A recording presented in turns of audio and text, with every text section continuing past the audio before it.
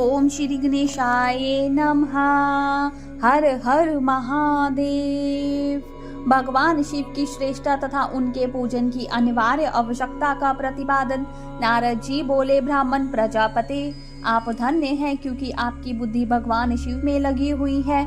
विधे आप पुनः इस विषय का सम्यक प्रकार से विस्तार पूर्वक वर्णन कीजिए। ब्रह्मा जी ने कहा, तात एक समय की बात है, मैं सब ओर से ऋषियों तथा देवताओं को बुलाकर उन सब को क्षीर सागर के तट पर ले गया, जहाँ सबको हित साधन करने वाले भगवान विष्णु निवास करते हैं। वहां देवताओं के पूछने पर भगवान विष्णु ने सबके लिए शिव पूजन की ही श्रेष्ठता बतलाकर यह कहा कि एक मुहूर्त या एक क्षण भी जो शिव का पूजन नहीं किया जाता वही हानि है, वही महान सिद्ध है, वही अंधापन है और वही मूर्खता है।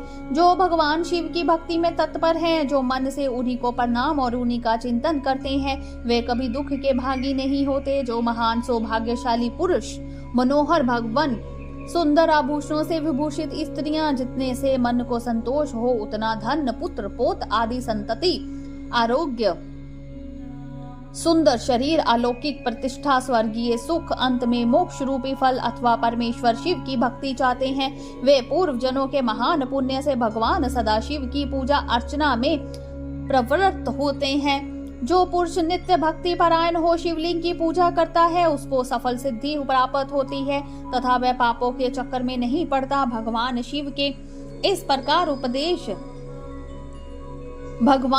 इस प्रकार उपदेश देने पर देवताओं ने उन श्री हरि को प्रणाम किया और मनुष्यों की समस्त कामनाओं की पूर्ति के लिए उनमें से शिवलिंग देने की प्रार्थना की। मुनि श्रेष्ठ उस प्रार्थना को सुनकर जीवों के उद्धार में तत्पर रहने वाले भगवान शिव श्री विष्णु ने विश्वकर्मा को बुलाकर कहा, विश्वकर्मन, तुम मेरी आज्ञा से संपूर्ण देवताओं को सुंदर शिवलिंग का निर्माण करके दो।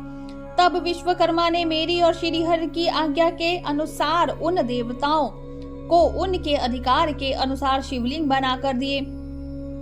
मुनि श्रेष्ठ नारद, किस देवता को कौन सा शिवलिंग प्राप्त हुआ, इसका वर्णन आज मैं कर रहा हूँ, उसे सुनो। इंद्र पधरागमणि के बने हुए शिवलिंग की और कुबेर सुवर्णमय लिंग की पूजा करते हैं। धर्म पीत मणिमय पुखराज के बने हुए लिंग की तथा वरुण श्याम वर्ण के बने हुए शिवलिंग की पूजा करते हैं। भगवान विष्णु इंद्र नीलमय तथा ब्रह्मा हेममय लिंग की पूजा करते हैं। मुने विश्वे देवगण चांदी के शिवलिंग की, वसुगण पीतल के बने हुए शिवलिंग की तथा दोनों अश्विनी कुमार पार्थिव लिंग की पूजा करते हैं। लक्ष्मी देवी स्फटिक कमय लिंग की, आदित्यंग त्राममय लिंग की, राजा सोम मोती के बने हुए लिंग की तथा अग्निदेव वज्र हीरे के लिंग की उपासना करते हैं। श्रेष्ठ ब्राह्मण और उनकी पत्नियां मिट्टी के बने हुए शिवलिंग का, मायासुर चंदन निमृत लिंग का और नागगण मूंगे के बने हुए शिवलिंग का आदर पूर्वक पूजन करते हैं। देवी मक्खन के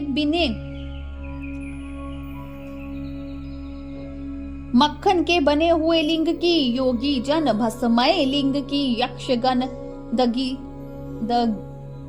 दधी निमृत लिंग की, छाया देवी आटे से बने हुए लिंग की और ब्रह्म पत्नी रत्नमय शिवलिंग की निश्चित रूप से पूजा करती है। बानासुर पारद या पार्थिव लिंग की पूजा करता है। दूसरे लोग भी ऐसा ही करते हैं। ऐसे ऐसे शिवलिंग बनाकर विश्वकर्मा ने विभिन्न लोगों को दिए तथा वे सब देवता और ऋषि उन लिंगों की पूजा करते हैं। भगवान विष्णु ने इस तरह देवताओं को उनके हित की कामना से शिवलिंग देकर उनसे तथा मुझ ब्रह्मा से पिनाक पानी महादेव के पूजन की विधि भी बताई।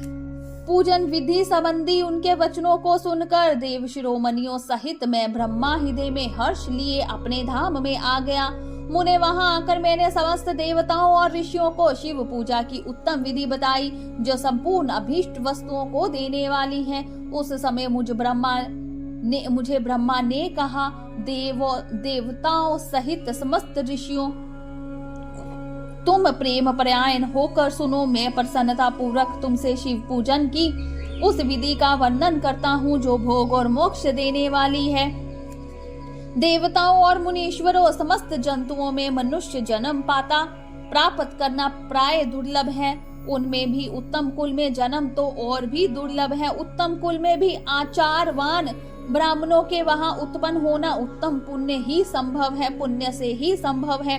यदि वैसा जन्म सुलभ हो जाए तो भगवान शिव के संतोष के लिए उस उत्तम कर्म का अनुष्ठान करें जो अपने वर्ण और आश्रम के लिए शास्त्रों द्वारा प्रतिपादित है। जिस जाति के लिए जो कर्म बनाया गया है उसका उल्लंघन ना करे। जितनी संपत्ति हो उसके अनुसार ही दान करे। कर्ममय सहस्त्रों यज्ञों से तपो यज्ञ बढ़ कर है। सहस्त्रों तपोयज्ञों से जप यज्ञ का महत्व अधिक है। ध्यान यज्ञ से बढ़कर कोई वस्तु नहीं है।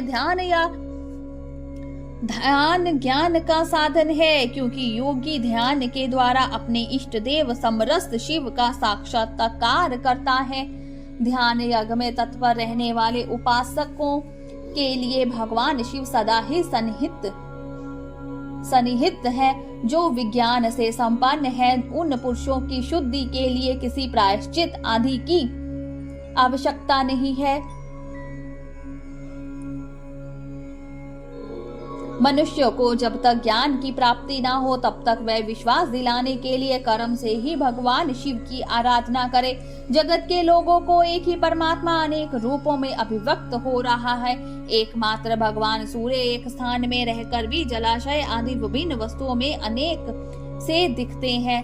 देवताओं संसार में जो जो सत्य या असत्य वस्तु देखी या सुनी जाती है वह सब पार ब्रह्म शिव रूप ही है। ऐसा समझो, जब तक तत्व ज्ञान ना हो जाए तब तक प्रतिमा की पूजा आवश्यक है। ज्ञान के अभाव में जो भी प्रतिमा पूजा की अवहेलना करता है उसका पतन निश्चित है। इसीलिए ब्राह्मणों ये यथार्थ बात सुनो। अपनी जाति के लिए जो कर्म बताया गया है उसका प्रयत्न पूर्वक पालन करना चाहिए। जहाँ जहाँ यथावत भक्ति हो उस आराध्य देव का पूजन आदि आवश्यक करना चाहिए, क्योंकि पूजन और दान आदि के बिना पातक दूर नहीं होते। जैसे मैले कपड़ों में रंग बहुत अच्छा नहीं चढ़ता, किंतु जब उसको धोकर स्वच्छ कर लिया जाता है तब उस पर सब रंग अच्छी तरह चढ़ते हैं।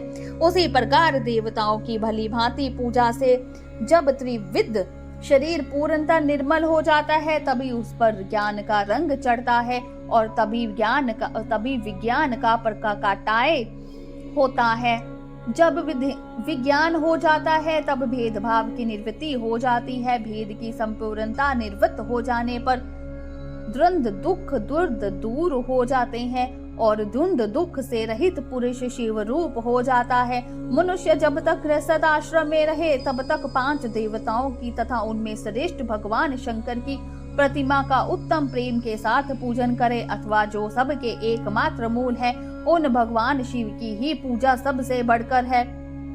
क्योंकि मूल के सिंचे जाने पर शाखा स्थानीय संपूर्ण देवता वत तृप्त हो जाती है, स्वतः ही तृप्त हो जाती है। अतः जो संपूर्ण मनवांछित फलों को पाना चाहता है वह अपने अभीष्ट की सिद्धि के लिए समस्त प्राणियों के हित में तत्पर रहकर लोक कल्याणकारी भगवान शंकर का ही पूजन करे। बोलिए शंकर भगवान की जय। उमापति महादेव की जय। हर हर महादेव।